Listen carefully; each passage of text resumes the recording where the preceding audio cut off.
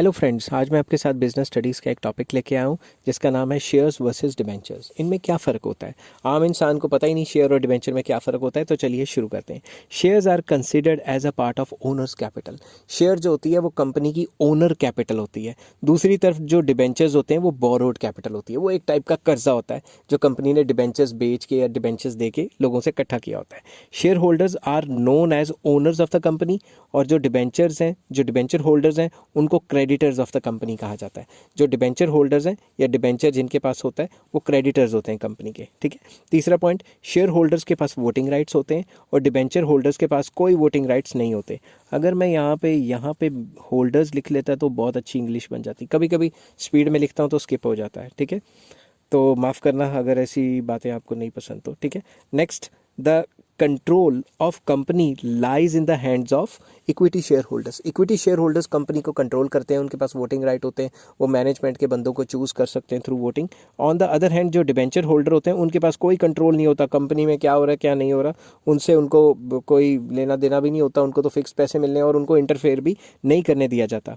Equity shareholders have no right to get regular return.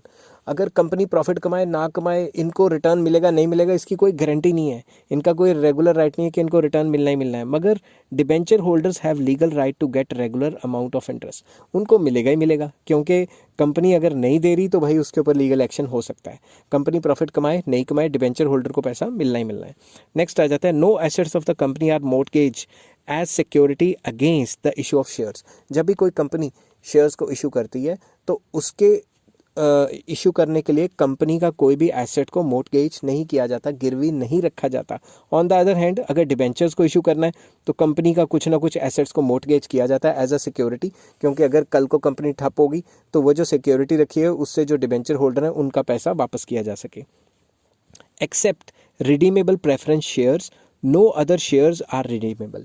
जो shares होते हैं equity shares तो redeemable होते ही नहीं है, सिर्फ प्रेफरेंस शेयर्स, उनमें भी कुछ टाइप है कि प्रेफरेंस शेयर में भी कुछ टाइप हैं जो रिडीम कर सकते हैं। रिडीम मतलब कंपनी को वापस करके कंपनी से पैसा लिया जा सकता है। They are paid back at the time of winding up only, और ये पैसा सिर्फ वाइंडिंग अप जब कंपनी बंद होएगी तभी वापस किया जाएगा। After settling the claim of all the Clements, जो भी कंपनी की देनदारियां हैं, जो जो क्लेम्स है कंपनी के, वो सारे निबेड़े जाएंगे। उसके बाद कहीं शेयर होल्डर को कुछ बचा तो मिलेगा, वरना नहीं मिलेगा। मगर डिबेंचर होल्डर्स आर जनरली जो डिबेंचर्स हैं वो रिडीमेबल होते हैं, और सबसे पहले अगर कंपनी क्लोज कर रही है और वाइंडिंग अप हो रही है कंपनी की तो सबसे पहले इनको पैसा मिलता है। शेयर होल्डर का तो नाम ही सबसे आखिरी में आता है। नेक्स्ट आ जाता है, shareholders are the primary risk bearers. सबसे ज़्यादा पैसा इनका लगा हुआ है और ये रिस्क बियरर्स हैं। अगर कंपनी डूब गई तो इनको कुछ भी नहीं मिलना।